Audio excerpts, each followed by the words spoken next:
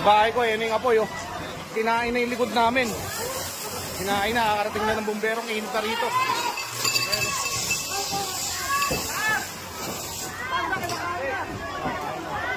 Lakas. Sobrang lakas. Sobrang lakas, oh. Ayan, sa ilalim, wala na rin, lumusok na. Sa likod nagsimula yan.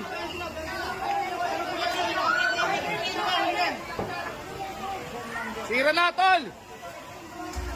Tubig na, tubig!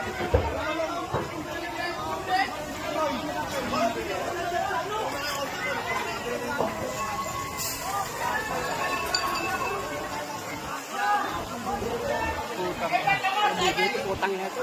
Dapat ako nagawak doon. Go! Kaya niyo muna yung apoy dyan! Dito sa harapan, tol!